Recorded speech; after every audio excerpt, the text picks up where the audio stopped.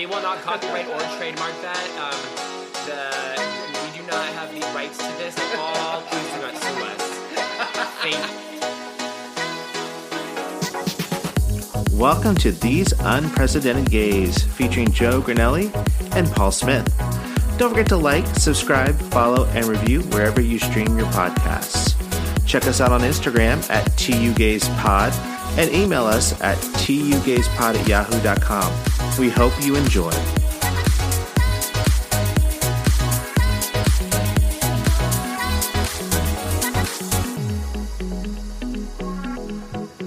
I'm Paul. I'm Joe. And we're These Unprecedented Gays. I just wanted to get right into it. No lube. I was going to say, we just jumped. That was like, we didn't have any preparation or any foreplay. We didn't get it ready. Nothing. It's weird because, okay, just so the listeners know, I am in DC right now. Joe is in San Diego. And then we do have a guest on this week. Her name is Jordan, or the girl with the great smile on Instagram. Hi, Jordan. Hello.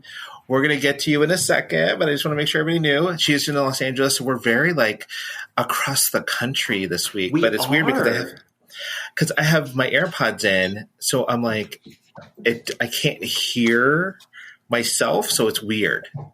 I don't know why. So anyway. I can hear you. Okay, good. So how was your week? How was your week, Joe? So it's been a couple weeks since I've seen you. You're just like a jet setter. You're all over the world. Well, in the Americas. Well, North America, United States. But for me, not too much. I think last time we saw each other, we were getting ready to go to Big Bear. So we went to Big Bear. Which was really fun. I was hoping it was going to be this beautiful winterscape of snow, majestic, picturesque snow, but it really wasn't. It was just kind of cold and icy. And so we took Max. Oh, it's like me. On a hike. Yes. Like Elsa. Yeah, snow and no, I feel like you're majestic. You're a beautiful winterscape. A white wonder. You're a silver wonder. I'm like when people pee in the snow. It's a little bit of yellow, a little bit of white. And then a little bit of country and a little bit of rock and roll. Yes, that one. So no, we did that, which was fun to kind of get away. And I'm actually glad that we left when we did, because we left the weekend that all of the rain and downpour and the whatever, what are the atmosphere rivers or whatever came. And that would have not been fun to drive home in, because I don't know how to drive with snow or in snow, which would have, I feel like it would have been like the scene in Jack Frost where he goes over the cliff and then dies and then becomes a snowman.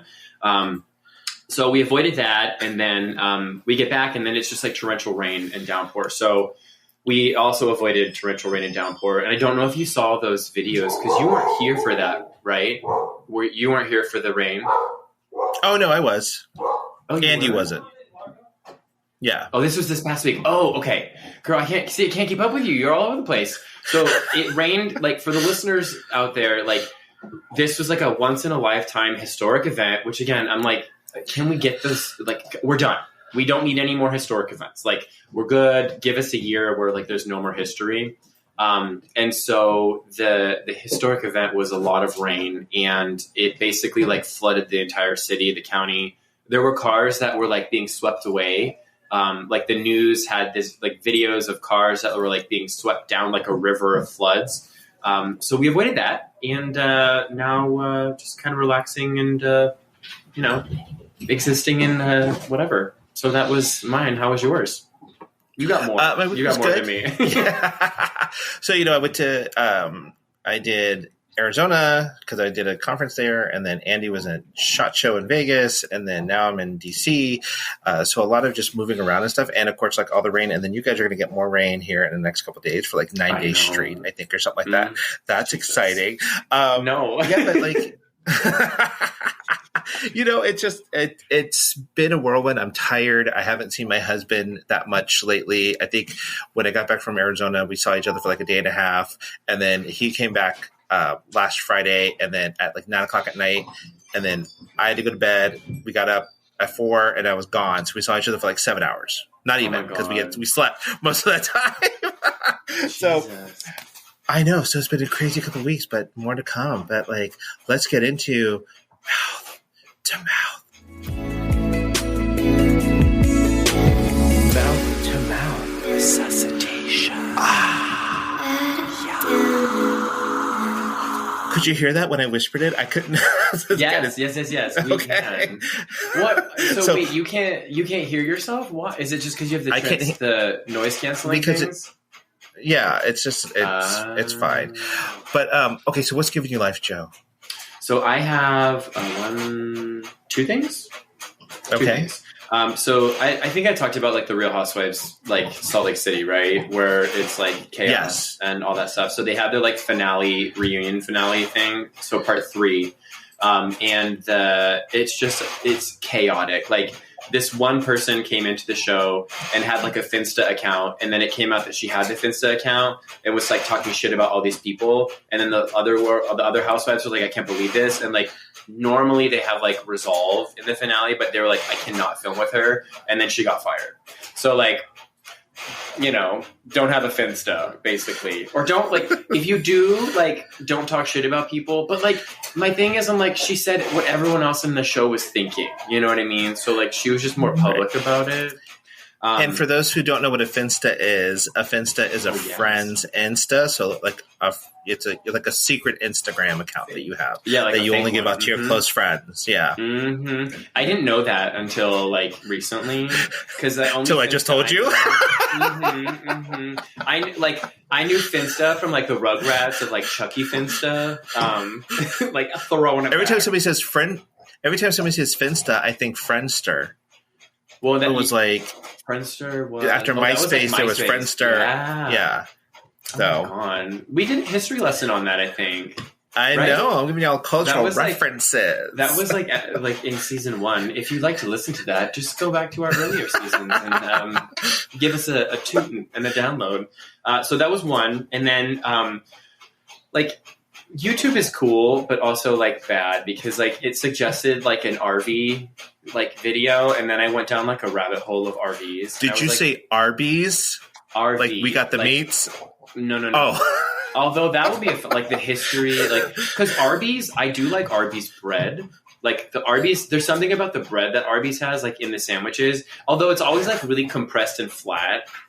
So maybe I don't know, but no. So RV for like Rutabaga, Virginia. Road vehicle. So recreational vehicle? That one. I was like, there's a...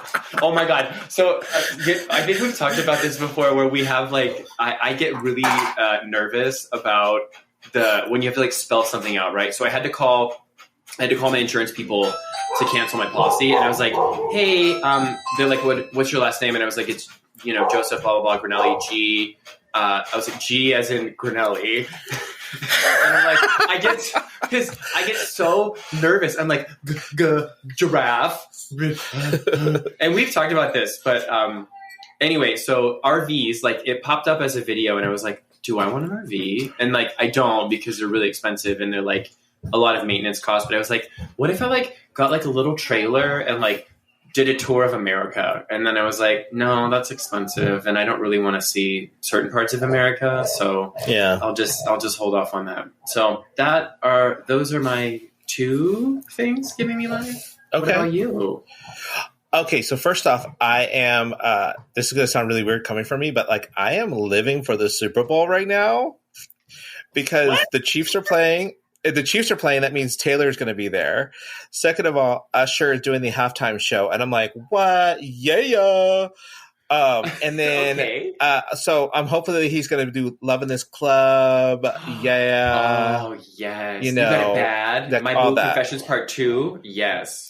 Okay, let's have Beyonce in there. I need some T-Pain. I need all of them, all the stars. Mm-hmm. And then, but also people are up in arms because Tiesto is going to be there too. And he's like doing a DJ set. Yeah, he's doing a DJ set before, like when people are filing in and like getting to their seats. And then during special breaks, he's also going to be DJing. So that's giving me life. And then I'm also living for this whole like Nicki Minaj, Megan Thee Stallion beef that's going on right now. Or like, because I guess Nicki dropped a track called Hiss off of her new album.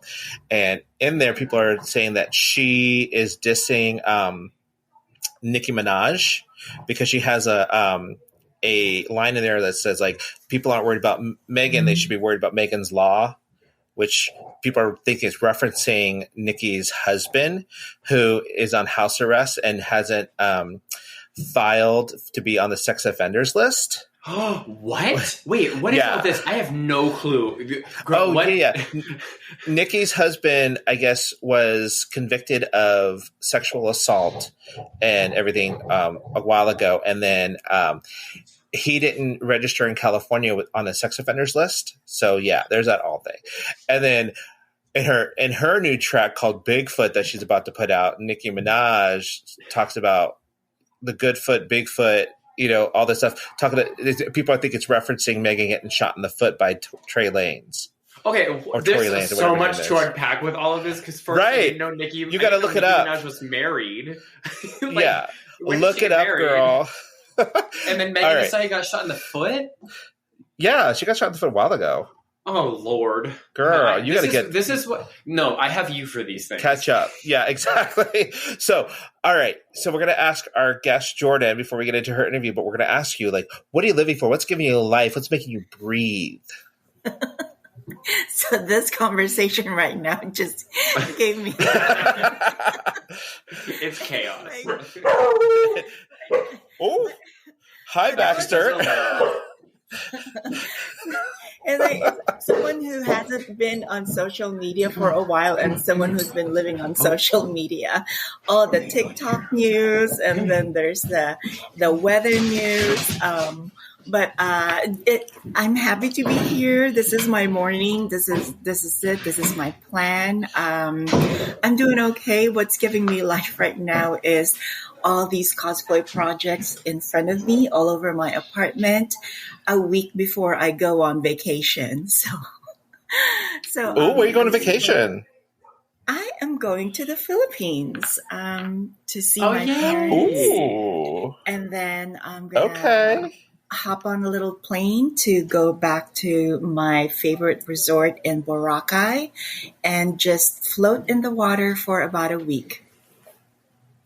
Nice. So our friend group just was there in Palawan, and I'm going to say it wrong, and you just said it, Boracay, in Manila. So very cool. I'm glad that's giving me life. And those of you, because this is all auditory, like you can't see some of the amazing stuff she does. But if you go to Instagram and look up the girl with a great smile, you'll see all of her cosplay looks. But this week we are introducing you guys to Jordan, and she is a cosplayer, trans activist, beautiful soul, very nice person. We actually met at the Uncanny Experience in Minneapolis a couple months ago, and you did an amazing. You had Lady Deathstrike, and you did Lalandra Naramani, who's Shiar. So I was super excited about this because, like, I love comic books, especially X-Men, and I don't get a chance to talk to people about this. And cosplay is something that I was like, I kind of wanted to learn a little bit more about. So, because I was thinking about doing cosplay when I went to Uncanny Experience, but I didn't get to because I didn't know if I could trust the company. I didn't have my sizes, all this stuff. So, Jordan, tell our listeners a little bit about yourself and how you got into cosplay.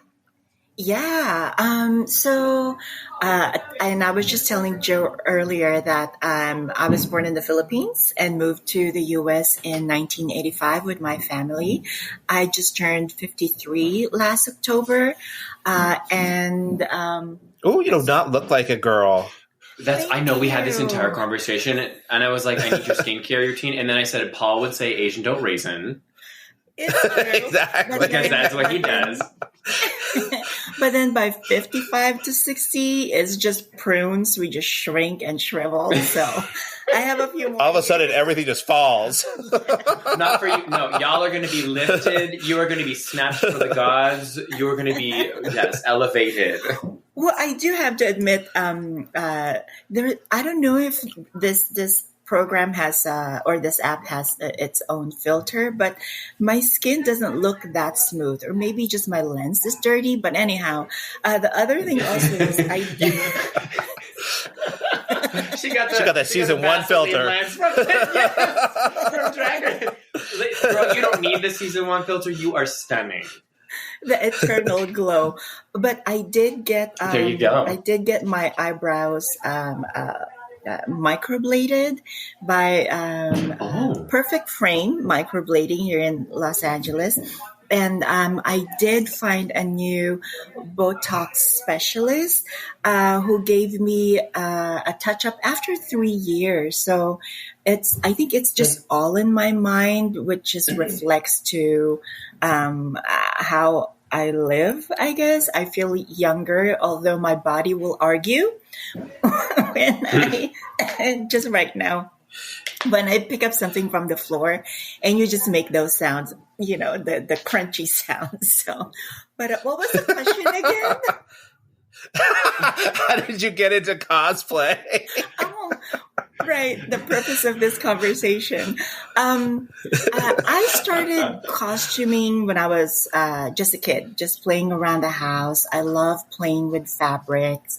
I love living in another world. And I think a lot of LGBT people use some kind of escape for the realities of the world. And for me, it was always fabric. I loved fabric. I loved curtains. I loved towels. I would wrap my hair in a towel after I take a bath. And no, I didn't take a bath. I used to take showers. Well, in the Philippines, it's, the bucket and the pail and the little scoopy thingy. Anyhow. And the tabo? Cultural lessons right here. And I would wrap my head in a towel and walk around like I have long hair. Same girl. Yeah. So fast forward to sometime in high school, I've always loved art classes. I started thinking into what turned out to be fashion design, combining my love for the arts and something that I can wear. And so after high school, I saved all my summer job money and took a fashion design class and learned that it's an area I want to go into. But to be a fashion designer, you really have to start somewhere low, like sweeping the floor at studios or making patterns. I'm like, fuck that. I'm going to just start doing that. You're like, I just want to be a fashion designer on a New York Fashion Week right now. Yes. And it wasn't going to happen. And I was introduced to drag shows in Los Angeles. And I was able to combine my love for costuming and art as a drag performer in 91 to 94 at a club called Arena. And after that, there was a long gap where I didn't nurture my drag side because I wanted to go stealth as a trans woman. My early transition, I forgot about costuming. It was about living in my gender. And then jump light speed ahead to 2016 is when I went to my first Comic-Con in Palm Springs. I don't know why they have cosplay Comic-Con in Palm Springs because everything melted on the way there. It's hot. Yes, it was hot. Everything melted. But that was the first time I intentionally wore a costume for a convention. So that's when I believe. Nice. Okay. Yeah, I was birthed as a cosplayer. Yeah. Well, have you always liked comic, like the comic part of it, or did you get into that from your fashion desires and that kind of part of it? So let's throw this back to in the 70s in the Philippines. Wonder Woman, the TV show with Linda Carter. I wanted to be her. I wanted to wear that. I wanted that cinched waist, the cape, and that really stupid episode where she was not roller skate, the thing with the 4 wheels and you step on it. It's not a surfboard, but it's a skateboard. Skateboard? Yes. Oh my God.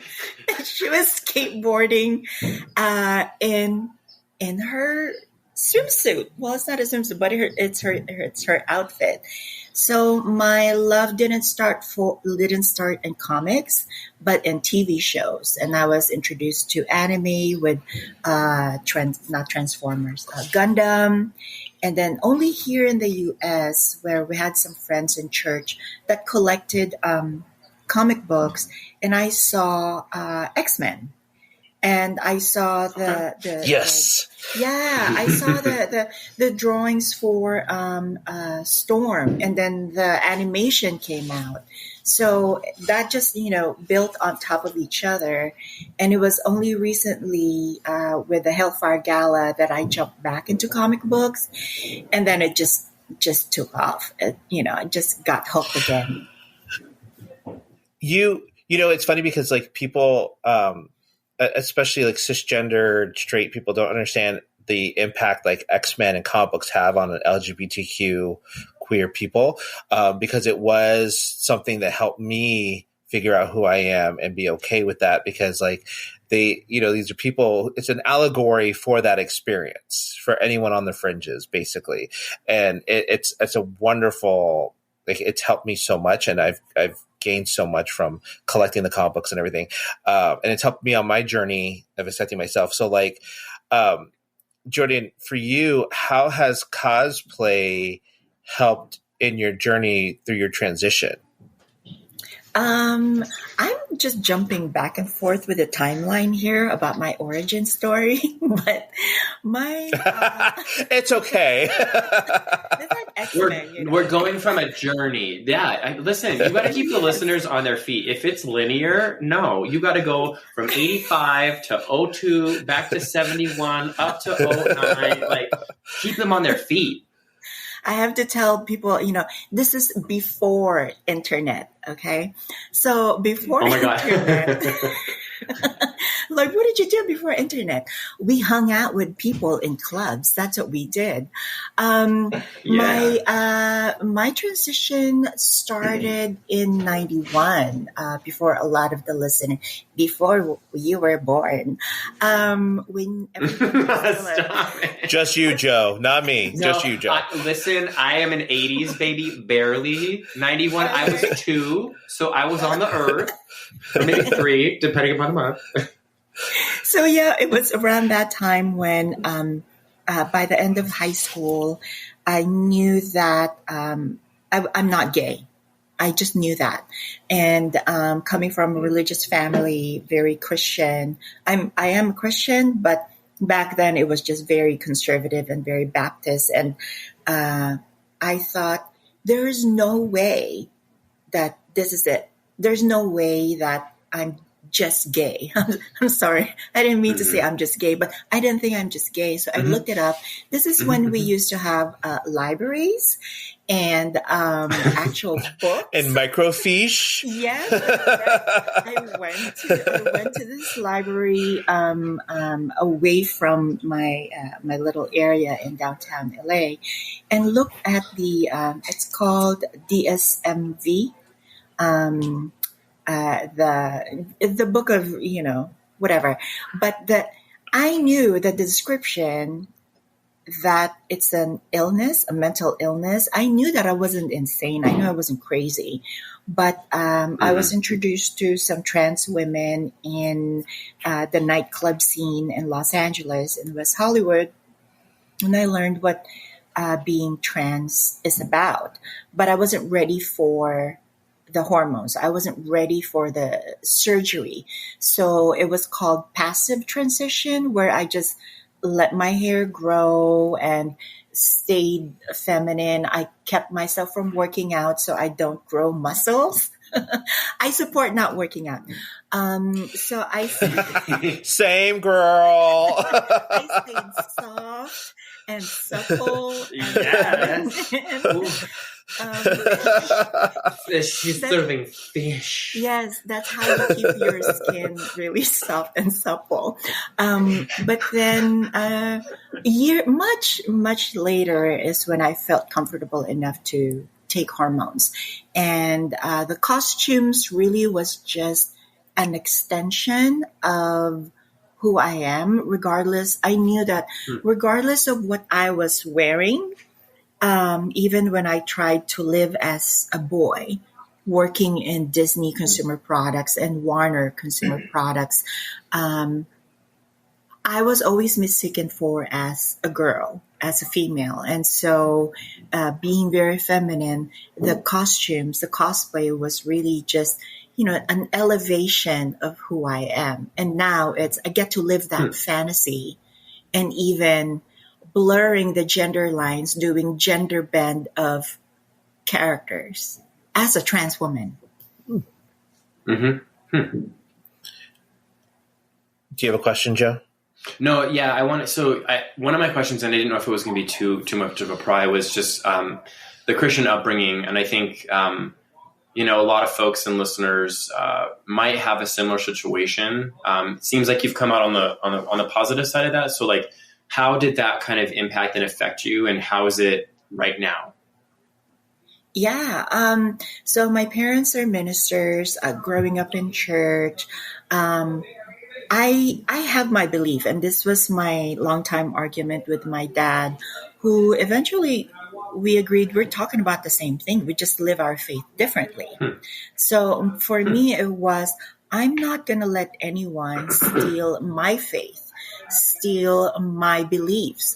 But I'm also not going to let anyone just dictate to me what to believe in, is because that's how people become oppressed, is when they're not educated, when they're not informed.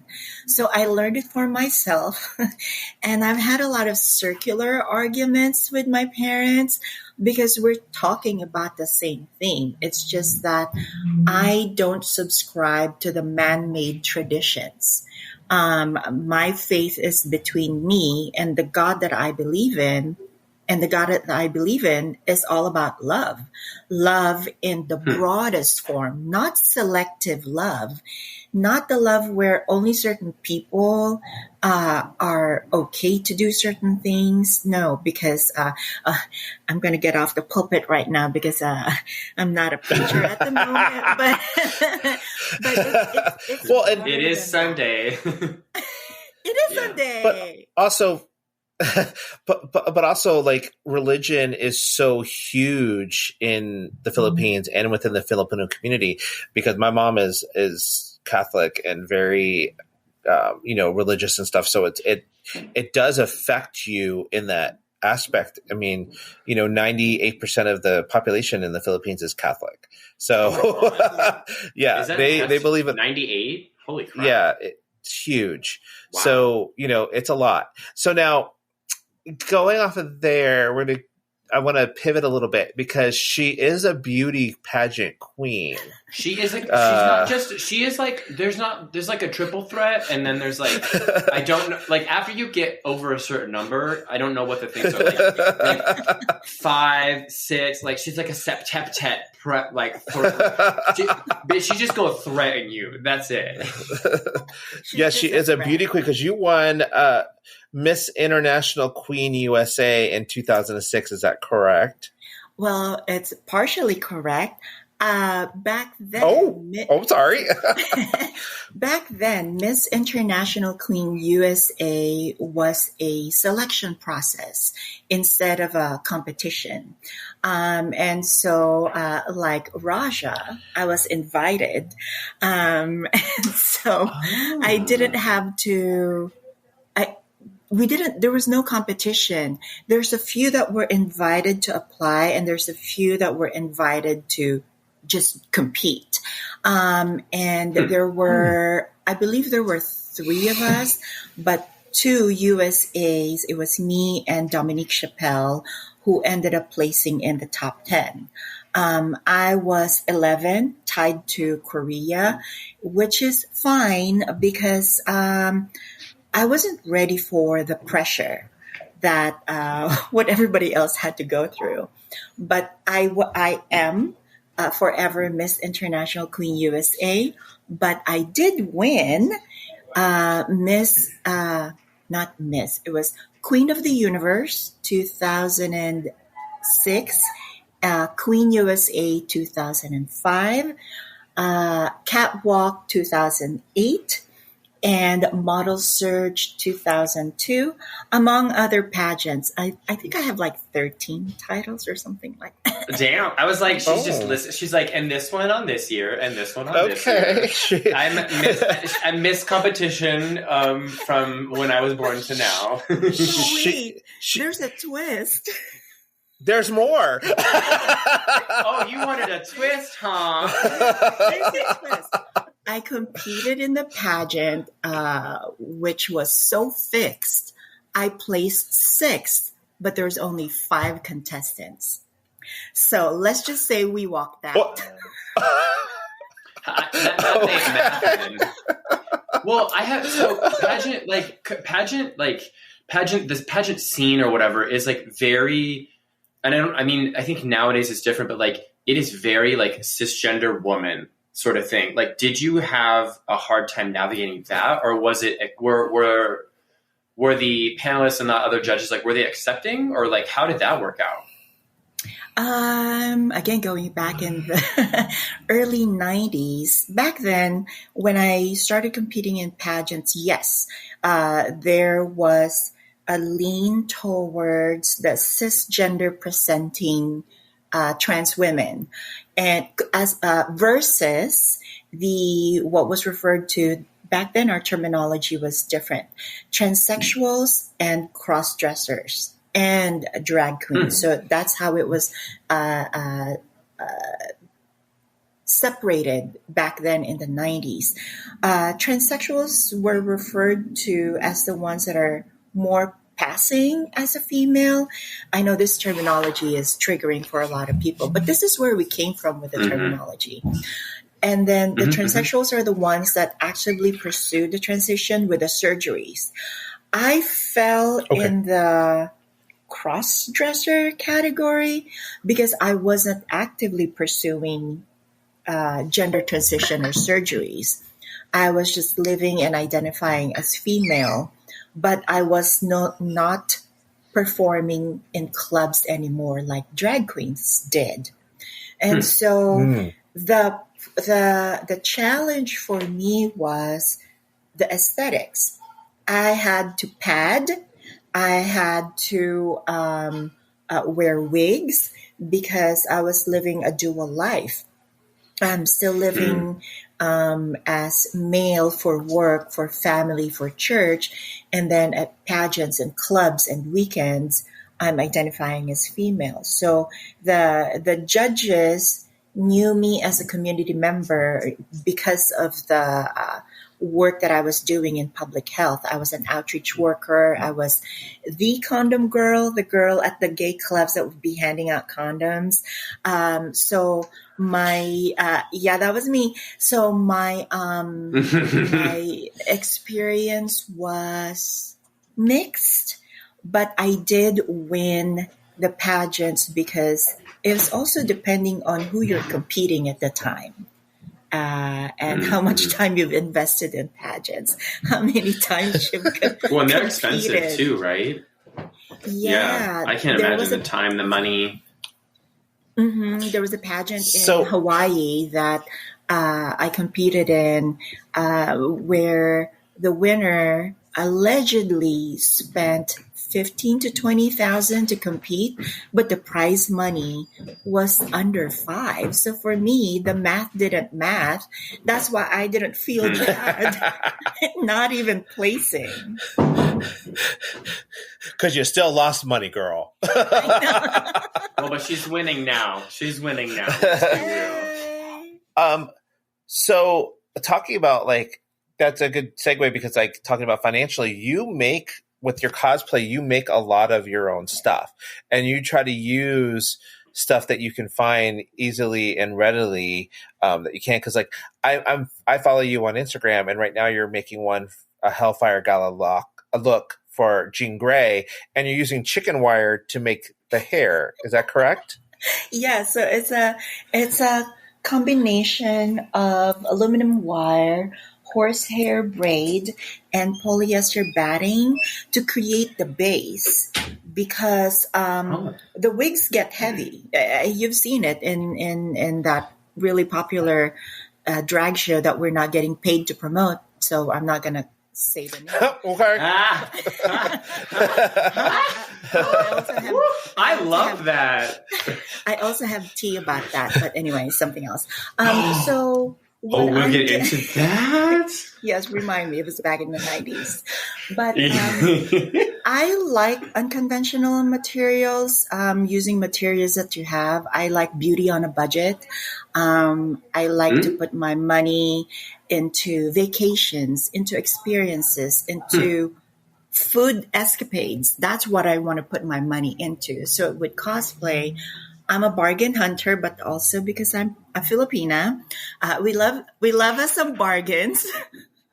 Whether we need Yes, we do. Tell my husband that we love us a bargain. It's 50% off, but it was marked up 70% originally. But it's 50%. Oh my god! I'm like, people say, "I love that shirt on you." It was $3. Oh I got it on sale. But yeah, I do like to mix materials, and I like to reuse, reduce, recycle, repurpose. Also because it's hard for me to let go of things. Baggage. It's hard for me to let go of stuff. So I like to reuse and recycle them. I think that's another Filipino thing. Yes. So yeah. You get the plastic containers from the restaurants. I love this. I love this Rey dress that you're making, sort of like a Hellfire Gala look, but you're taking Rey from Star Wars and elevating that look, that white bandage fabric outfit that she has. Like bargaining on a budget, like cosplay is really expensive. So that kind of is a unique niche for you to be able to thrive. And also I'm imagining use your fashion background, right? Yes, I do. It's a combination of a summer learning carpentry work, working with my dad when he had a side job for the summer money. So I know construction. I know the art. Damn. Okay. With painting. So creating the base, like the wig for Jean Grey. That's the construction part. And then the painting part is going to happen later with the wig wefts that I'm going to be cutting and layering on, like painting with materials as opposed to painting with paint. Wow. And then you put that on top of the fashion design, which is the basic sewing construction and a lot of hot glue and thoughts and prayers. Oh, she a hot glue gun girl. Okay. So how do you figure out what materials you're going to use? Like, do you just walk around like Home Depot and Michael's and stuff and go, oh, okay, that looks great. I think I'm going to try that. Or that could be something I can use. Like, how does your mind process that kind of stuff? This is how my mind processes it. Early in my transition, I used to love going to Home Depot, wearing really short skirts and acrylic heels, and walk around and ask them, can you help me find wood? Yeah, they can. Yeah, they can. Yes. Click clacking about. Yes. Oh my god, I love that. I love it so much. Yeah, just really this is before the internet, so thank goodness. But so how I come up with the materials is art inspires art. That's how it is for me. Art inspires art. Thanks to social media, I see a lot of I'll call them artists who develop their own techniques, who use different materials, and really it's when we were kids and we would play in costume or makeup costume, we let our imaginations run wild. We're uninhibited. We're creative when we were kids because there's a lot of things that we haven't learned yet that we're not supposed to do. So for me, my approach to cosplay and creating stuff is going back to that time when it's like there's no rules. You can make a bunch of things out of things that are not. That's an unconventional challenge for that that other show, the design show. So we're also not paid to do that, to say that, but like so like with fabric also.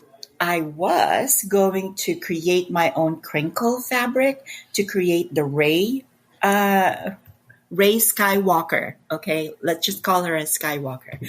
Ray Skywalker's look. But there was a sale in downtown. Not a sale. So I bought 5 yards of it. You can't help About 5 it. She yards. saw that. She saw the discount, and she just was like, "Here's my wallet." It is.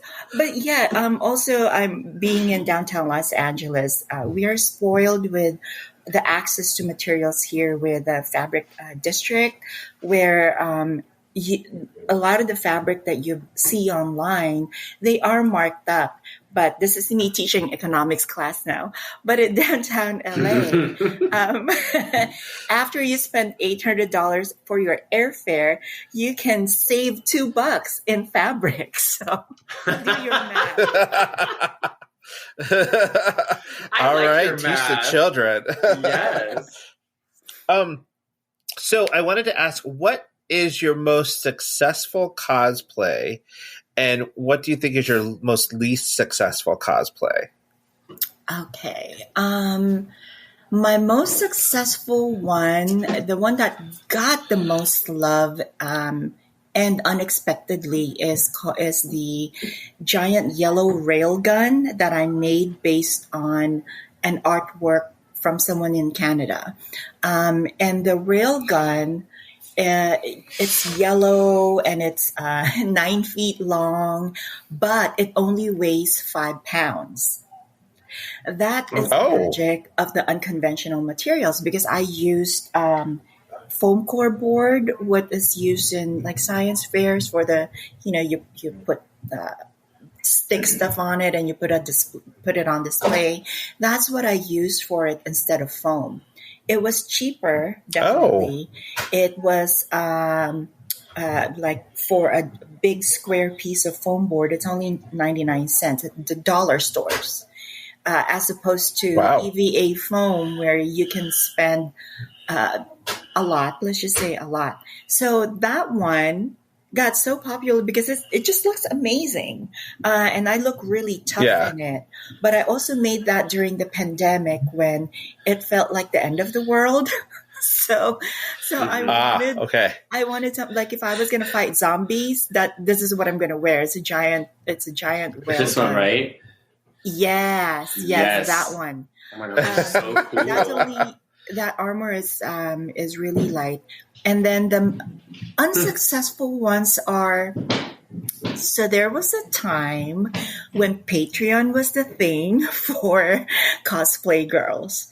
Every time I would wear something sexy, I would lose followers. Like, really interesting. I feel like that's opposite. Yeah, they want me covered up. So I don't know. When I look at my least liked stuff, it's the sexy stuff. Well, except now for even Tsunade. So I just cosplayed Tsunade recently from Naruto with and I got this really really fun pair of silicone boobies from a brand that I was not paid to promote, but it gets a lot of plays, but it doesn't have a lot of likes compared to that giant rail gun, which is almost like 40,000 on my TikTok, as opposed to like 300. So I think this is going to speak to the organic. I'm not gonna throw shade to other cosplayers, but organic growth of my followers where they followed me because of the armor stuff, the mecha stuff, the really big giant props. But also somebody told me that a lot of guys like little girls with giant props. I find that interesting because you feel, I mean, I don't want to say like it's a chauvinistic industry, but like you have a lot of, it's male dominated and it seems almost opposite. But would you say that because your artistry is what really stands out, that's what makes you more unique? A combination of the artistry, the amazing builds that I made. Also, social media has become my social world.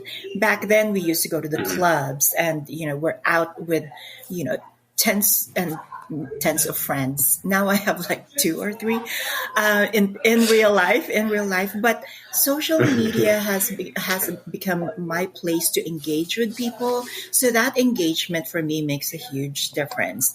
I gave up on growing my account because it just felt empty. My goal was to reach 10,000 and I got 10,000, and then Instagram changed the algorithm and then the engagement plummeted. So it's not about the number of followers, but how you engage with people. It's what you make of your experiences, just like when we're at conventions, when we were at the Uncanny Experience. I think the beauty with that one is it's boutique. I love that boutique convention experience where you are with very like-minded people who share the exact same passion as you, as opposed to the giant conventions where a bunch of people from different fandoms floating around in the same space, but it's hard to engage. I would not have met Paul at a regular Comic-Con because it's so massive. But because you were just so goofy, going up to everyone, telling them to choke you. To be clear, that's just like a daily thing. I do that at the grocery store. Hey girl, choke me, bitch. It's how he says hello. Like sometimes Paul asks people to choke him. Right.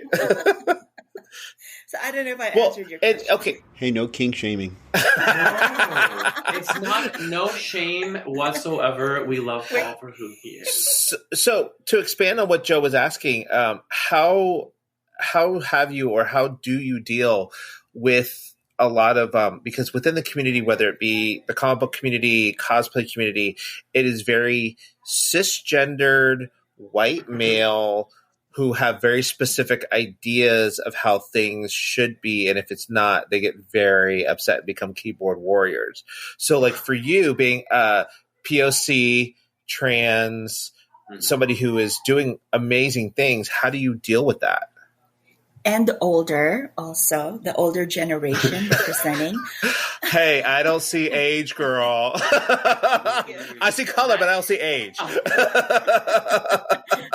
Well, I learned from one of my colleagues where we bring back the street economics. The thing is, they're not paying me. They're not paying my bills. So what is their opinion worth? They're not living in my place. I'm not living with them. I don't see them all the time. I hardly ever see them. And my social media is my own space. That was a very difficult lesson to learn and to lean on initially because of the group that I was hanging out with. When I started in cosplay, it was through the anime community. And the anime cosplay community, you have to be tiny. You have to be very light-skinned. You have to have big boobs and a big ass. And I'm none of that. But I tried. I really tried. And the harder I tried, the more I got the negative interactions, the negative reactions. I did get those, that's a dude, that's a man, or this character is not black. Well, first of all, I'm dark brown. I'm caramel on a good day. And toasted coconut after vacation. And they also, I would also get the those are fake boobs, or wear a corset, or suck in your stomach. All of those things. Jesus. But that was because I wanted to be in that cosplay genre, I guess. And it was a difficult lesson to learn that that's not where I belong. I tried so hard and struggled so hard trying to be a somebody in that part of the cosplay community. And the painful part is friends that I thought were friends. Yeah, they stabbed me in the back. Mm. They misquoted me intentionally for whatever reasons. Friends ghosted me. And I remember, and this is the touching part, the sad part also. I learned when my husband passed, a very untimely death, I learned that nothing really matters but the time that you have with the people that you love. So putting that in cosplay, did I love the people? Did they love me? Did they tolerate me? Or was I just part of the group? Or were we just helping each other grow our accounts? So when I let go of all of that and focused on what's fun for me, I revisited a lot of my old passions, which is bringing us back to the comic books. X-Men, the animated show X-Men, the characters in the interpretations of those characters in the movies. X-Men. X-Men community just embraced me. I didn't have to try.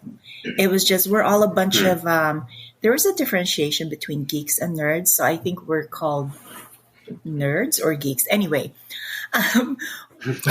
we just gravitated towards each other, and I was just embraced without trying to be a somebody. I mean, I cosplayed a not very popular character, Lilandra, and people just thought it was the funniest thing because I was just that's the play part in costume. Costume plus play equals cosplay. If you don't play in your costume, then it's just costume. And that's what we were doing at Uncanny. We were playing. That's why it's so memorable. And that's why the people were more open arms, embracing everyone, because we're just really having fun. That's what the huge difference is between the different parts of the cosplay community, and how I'm able to let go of the negativity and not let it bother me. They don't pay my bills. There you go. Amen. I love that. So with that, like I've talked about the Uncanny experience, and I had a great time because it was like everybody in one spot who loved the same thing we loved. And it's also because you can do those kind of like cosplays where it's, if you went to Comic-Con, not a lot of people would know who Lilandra Naramani is, but you go to Uncanny experience and it's like, oh, boom, right away. I know exactly who that is, and more people will. So that was such a cool feeling, and that's why I had you shoot me with your gun, because I was like, "Yes, come on now." It was. I wasn't joking you. And show. No, but you were there when I asked the Jean Grey Michelle Waffalo, I think it is. She was dressed as Jean Grey, and I was like, "I'm gonna jump," but you like pretend like you're choking me, and like exactly. So, who is a character that you haven't cosplayed yet that you would like to, but you feel like it may not work for you, because of their size or something, any reason why? It would be Tommy, because she's paper thin and I'm not. Tommy. Oh, the Morlock. Yes. Tommy. But I will still be cosplaying her. I've already bought the materials, and hopefully I can pull her together for WonderCon. My hesitation with Tommy is I don't think a lot of people would know who she is, but because of exactly that, that's why I want to, yeah, that's why I want to cosplay her is she's on that fringe. She gets to literally slide by, which I feel like has been such a privilege for me in a lot of in a lot of cases where I was able to just slip by and slip through and not have to struggle. Although her struggles, if you read through her storyline, she has a really sad and tragic past. But now she's doing reconnaissance for the team. And also, I love the colors. Hello, pink and blue and yellow. Is that trans or what? But you're just going to have to stay, you're always going to have to stay up against a wall so you look flat the entire time, as you're walking by stuff. Yes, I just Sorry, Joe, we're nerding out right now. No, I love seeing you guys talk about this kind of stuff because I think that when you're in an element of like authenticity, like that is so rare to find nowadays where you can actually like speak from a place of joy and be able to actually have that kind of happiness. I think it's just, it's like moments like this that are actually like worth it. You know what I mean? So geek out all you want. I love it. So you also started you co-founded and co-created the Hellfire Gala Walk. So for those who don't know, Hellfire Gala started in the Krakoa era of the X-Men, not too long ago, where they would have a gala where they would everybody would dress up in like amazing costumes by Jumbo Carnation, and then they would announce something big, like they terraformed Mars one year. They had to announce Resurrection another year. And then this past year, the one you're doing for Jean Grey, a lot of them were killed because they were attacked by orcas. So not orcas, like ships in the ocean. I'll be the cosplay whale. Oh my God, that would be so cool if somebody was like, a couple of friends were like a pod of orcas, and they'd be like, we're orcas, like orcas. But anyway. People will get it. They will get it. I'll do it. So, but like, why did you feel the need or want to create the Hellfire Gala Walk? So the Hellfire Gala Walk, Michelle and I we're thinking about it at the same time, but with different people. So Michelle being more in the comic books, she knew about it way ahead of me, but it came to my mind after I saw these designs pop up online. And I was with one of my really best friends, really great friends, and white party in Palm Springs. I was with Colby Melvin, and we were hanging out, and we had a conversation about when we used to work in the club scene in West Hollywood. We didn't know that we were already cosplaying. We were just wearing costumes, although very slutty half the time. It's like, and we also both love fashion and design. So we talked about making something from the Hellfire Gala and literally just walking the blue carpet at LA Comic Con when LA Comic Con had a blue carpet. And then I saw Michelle's video from San Diego Comic Con, and I asked her, I said, what is this? And she said, oh, it's just a Hellfire Gala thing that, different people put together. So we talked about it, and I said, I want to put together a group of people. And I didn't even finish my sentence. She was like, yes.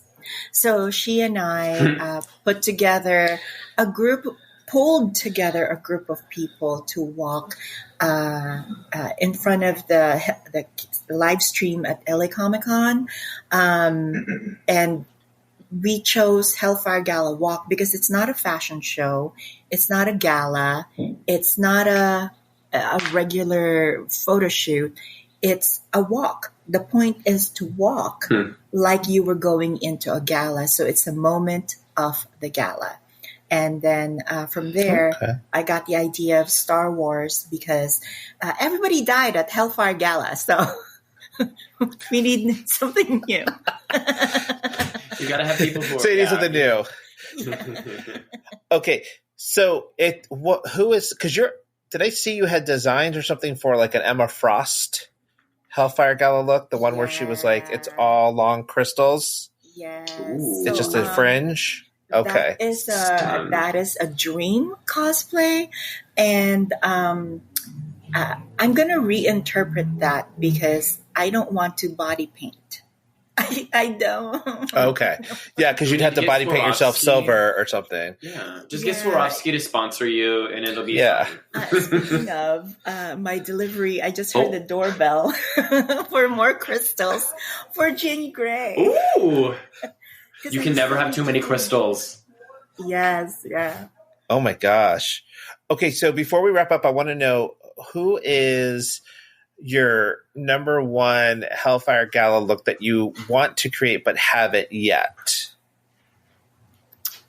Oh, I feel like that one, the diamond form Emma Frost. I know I can make her. I just have to reimagine how I'm going to interpret it. And what was the next part of the question? I was like, that was it. It was like, what Hellfire Gala look that you've wanted to do but haven't yet. So yeah, that one. So but I think there's also independent artists that we love for our spring show at WonderCon. That's where we welcome a lot of the original designs or interpretations. And there's several designs by an independent artist called Saint Santi something, who does a lot of very hardcore S&M type underground Hellfire Club look. Very sexy. Ooh. So from her collection, that's where I would pick. Because Hellfire Club, if you look at the origin of Hellfire Club, it wasn't really glitzy and glamorous. They were dark and sexy. They were underground. Yep. They were leather and chains. But light for me. S&M light. All right. So, how can people find you on the socials? On the socials, I'm Googleable.